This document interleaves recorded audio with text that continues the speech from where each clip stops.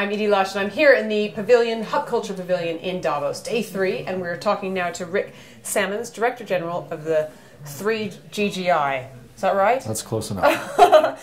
Tell me a little about what your mission is here while you're at Davos. The Global Green Growth Institute is a new creature. It's the world's newest intergovernmental organization. And it's been created essentially to try from the bottom up for a change, to move progress faster on blending economic growth and environmental sustainability. What do I mean by bottom up? Well, for the last 10 years or so, the world has been heavily invested in top-down progress, which is UN negotiations in particular, to try to get countries to make political commitments about targets and goals and what they're prepared to do generally. But as we know, the pace of progress has been quite slow, not only in the climate area, but in some of the other key areas of resource security and environment. What we are is a complementary response to say there are certain countries, rich, poor, in between, who have said that they're prepared to move forward and to try to engineer a new growth model that drives these environmental considerations directly into the heart of their economic growth strategy. And what our organization is intended to do essentially is to provide the maximum amount of sophisticated analytical and capacity building support, the best possible research to answer the questions from the economic policy skeptics, in an effort to see whether the world can prove not just by a political agreement, but by facts on the ground, some specific cases of countries and provinces and cities that actually do it, that actually find the win-win between the economic and the environmental. I've been speaking to a bunch of people. I've spoken to Mark Tursek from the Nature Conservancy, spoken to Tony Hammett from Scripps as well. It does seem like there's actually a kind of almost disregard for the supranational and a real focus on, as you say, bottom up. So can you give me an example of a project that you guys are working on that's been kind of transformational or illustrates this point? Well, we've been in operation for a couple of years, and a couple of the really important initial flagship initiatives or projects are particularly in Ethiopia, I might say. This is a poor country, but that has been growing very fast and has very big ambitions for moving into middle income status from low income or very least developed status in the next decade or two. And to the credit of its leadership, it has decided to try to, as I say, re-engineer their basic development model.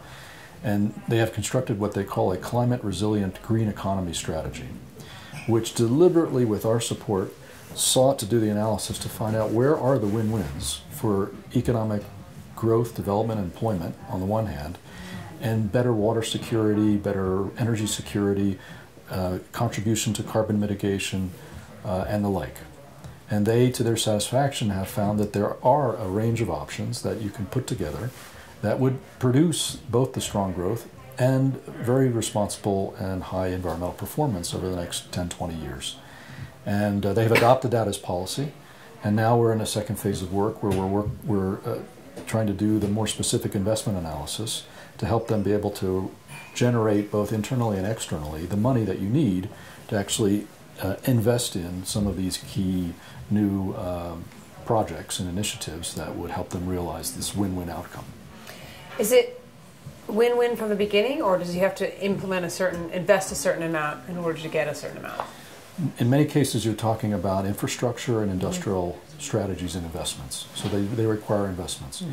But particularly in the carbon mitigation area, very often, since you are dealing with infrastructure or industry, you're really talking about investments in the sense that a financial person would understand an investment. Namely, you make an investment, but that produces streams of revenue that you can discount and under the right conditions borrow against.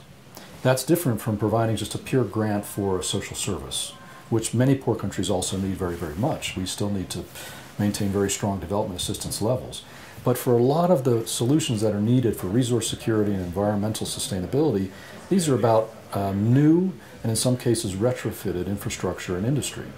And that is an investment that you can fund through the private sector or otherwise if you get the policy right and if you get the right actors prepared to understand that and invest in it.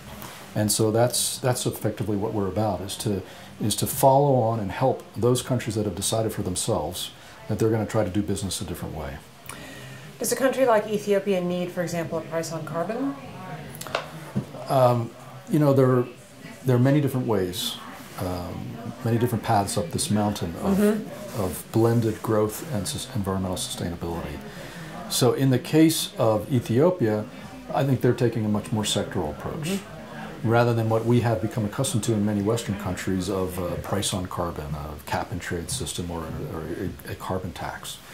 I'm actually quite eclectic myself in this regard. I think it entirely depends on the economics and the politics of a given country, what you do. And so we don't come at this with our own preconceived notion or formula that we take off the shelf and say this is what you should do.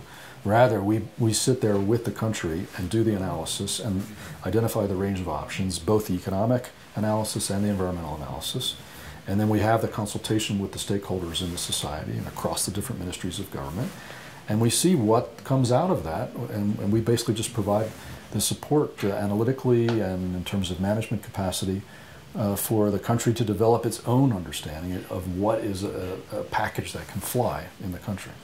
Rick, thanks so much for stopping by the Hub Culture Pavilion in Davos, and I'm Edie Lush.